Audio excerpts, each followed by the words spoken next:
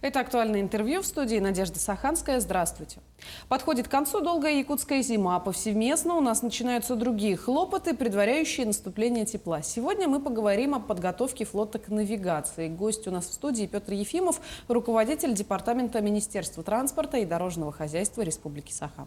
Петр Алексеевич, здравствуйте. Да. Давайте поговорим о том, как проходит, наверное, подготовка перевозчиков республики к навигации прежде всего.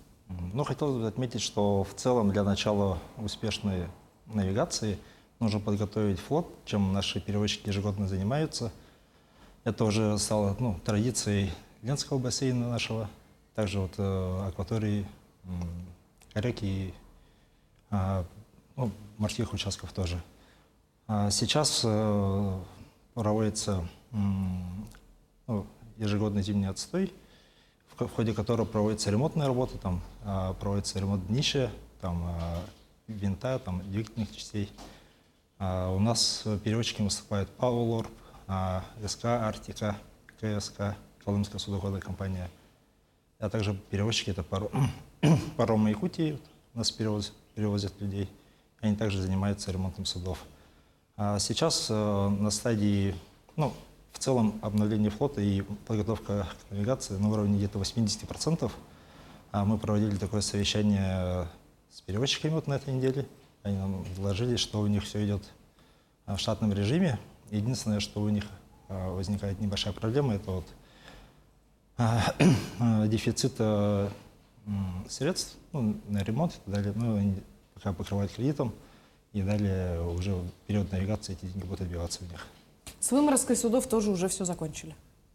Выморозка судов на завершающей стадии, где-то процентов, как я сказал, 20 осталось сделать. Это отдельные детали, привезти, закупить до того момента, пока у нас работает зимник, у нас будут детали завозиться, перевозчики будут завершать свои работы. К примеру, перевозчик Аларос Алена уже завершил свои работы на 100%. Они свои комплектующие и детали заказали еще в прошлом году, поэтому сейчас к началу навигации они уже готовы. Что касается других перевозчиков, у них осталось буквально месяц на подготовку, и они тоже вступят в полном объеме к работе. Скажите, а ведь, если я не ошибаюсь, есть даже специальный технический регламент? Да, получается, в 2024 году у нас вступает в силу техрегламент, как его по-бытовому называем. Это такое понятие, когда суда оснащаются двойным дном, чтобы при перевозке нефти не возникало никаких аварийных ситуаций и розливов. Во избежание данных инцидентов было принято решение о том, что все суда, которые перевозят у нас налив, должны будут оснаститься двойным дном. Такая работа у нас ведется. Паулор уже часть судов оснастил. В этом году еще 2 судна у них на подходе. В целом работа должна быть продолжена, потому что в целом по республике у нас очень большой объем барж, судов, которые могут перевозить налив, и они должны быть, соответственно, тоже крепиться двойным дном. Мощностей в Якутии на всех, соответственно, не хватает.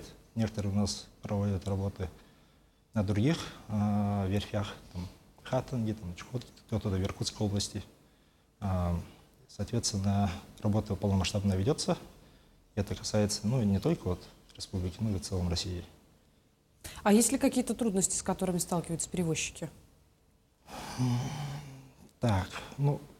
При подготовке флота, как я уже ранее говорил, одной из проблем является отсутствие оборотных средств на приобретение определенных деталей, запчастей, стройматериала, стали даже той же. Соответственно, они должны были все это в полной мере приобрести, но из выручки прошлого года не всем хватает средств, поэтому они приобретают все это в кредит. Соответственно, потом это дело будут окупать навигацию 2024 года. То есть здесь мы не говорим о каких-то проблемах, которые ежегодные, например, начинается ли доход раньше или позже намеченных сроков. Здесь все дело упирается в заложенные средства. Не только заложенные средства. После проведения ремонтных работ все суда должны стать на учет. То есть их должна проверить Российское квалификационное общество, которое допускает их к навигации и к судовождению. Соответственно, каждое судно, а их порядка 700 у нас будет допущено в этом году, должны будут пройти проверку, экспертизу, и только после этого быть допущенными к навигации этого года. Ну вот сейчас идет доставка жизнеобеспечивающих грузов. Как проходит этот процесс? Какими данными на сегодняшний день можете с нами поделиться? Так, ну, что касается навигации, ну и завоза жизнеобеспечивающих грузов, у нас за только 2023 год было завезено порядка 1 миллиона 300 тысяч тонн жизнеобеспечивающих грузов. Это чуть выше плана на 2023 год. В целом, по 2023 году хотел бы отметить, что он у нас был, скажем так, годом с вызовами, потому что у нас на реке Яна порядка месяца, даже более август-сентябрь. Было обмеление? Да, было обмеление реки. Там вода падала до уровня полуметра и даже ниже местами. Соответственно, вся навигация вставала. Но благодаря работе Power, заранее то, что были подготовлены суда, груз отвезен, все было доставлено в полном объеме, даже больше. Оставшийся груз, который у нас не дошел до крайних точек, это такие как Усть-Куйга, они у нас переправляются автозимниками. Там тоже у нас наше предприятие КП «Дороги Арктики», они пробили зимники, благодаря которым проводится перегрузка этих грузов и доставка до пункта назначения. Также вот у нас там работа ведется и с Селигдаром, и с Росатомом. Как мы знаем, у нас строится атомная станция и будет разрабатываться золоторудное месторождение в критической зоне. Соответственно, часть грузов тоже предназначенная для жизнеобеспечения населенных пунктов и для реализации проектов, они будут доставлены. А сейчас можно уже говорить о каких-то рисках, прогнозах, тенденциях на этот сезон? Ну, что касается рисков, надеюсь, в этом году погода с нами не сыграет такую злую шутку, как в прошлом. Но вместе с тем есть такая вот, скажем так, классическая проблема. Это вот проблема с обмелением рек, с отсутствием должного количества земснарядов для того, чтобы проведены углубительные работы. Эта работа у нас проводится совместно с ФБУ администрацией Ленского бассейна, Росморречлотом. Все мы знаем, что водные ресурсы относятся к федеральным структурам. Приходится все эти вопросы решать через них. У нас были переговоры с Росморречлотом. Там мы пришли к такому, скажем так, согласию о том, что у нас на севере будет дополнительно привлечен один земснаряд на морском баровом участке, который будет обеспечивать необходимую глубину для захода судов с моря, до уровня порядка 3 метров. Это в частности на реке Яна, чтобы впредь таких инцидентов, как было в прошлом году, не было, и завоз проходил в штатном режиме. А вот на других северных реках такие работы будут проводиться, в качестве профилактики, что ли? Да, такая работа проводится. Есть отдельный план работ ФБУ администрации Ленского бассейна. Они свои земснаряды тоже сейчас готовятся к работам на сезон. У нас навигационный сезон очень короткий, он составляет порядка 70 дней. Из них в арктическую навигацию у нас дней 40, дай бог, 50. И за эти 50 дней должны провести все необходимые работы. Поэтому расстановка сил и средств уже проводится сейчас, заранее. А вот дноуглубительные работы можно ли как-то связать с автозимником? Например, какая-то норма осадков выпала, толщина льда была зимой такая-то, в связи с этим летом река будет глубокой или не очень?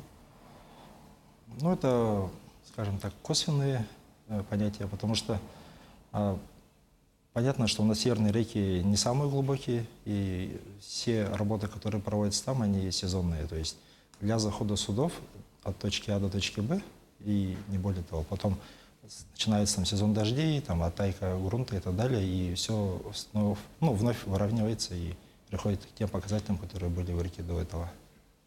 Петр Алексеевич, хочется спросить вас еще и о северном завозе. Что вы скажете о возрождении Северного морского пути именно в арктической зоне?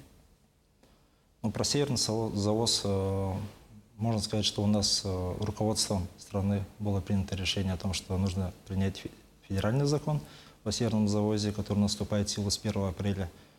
Там входят такие понятия, как единый морской оператор. В целом по Северному морскому пути это будет у нас госкорпорация «Росатом», которая будет обеспечивать и обслуживать весь Северный морской путь. В частности, у нас в республике будет поступать подрядная организация для «Росатома». Это, скорее всего, будет ПАО «Лорд». 1 апреля они должны будут, федералы должны будут нам дать согласие. И, соответственно, наше предприятие будет заниматься погрузкой, выгрузкой грузов, которые у нас будут поступать через Северный морской путь на территории республики. Между тем, у нас береговая линия одна из самых больших, это порядка 4500 километров береговая зона у нас в республике. А на всю эту территорию у нас только один морской порт, Тикси, который у нас действует только в период навигации. Сейчас мы также прорабатываем вопрос постройки терминала глубоководного морского возле поселка Найба. Ведутся переговоры как с Росморечфлотом, как с Минтрансом, так и с Росатомом непосредственно.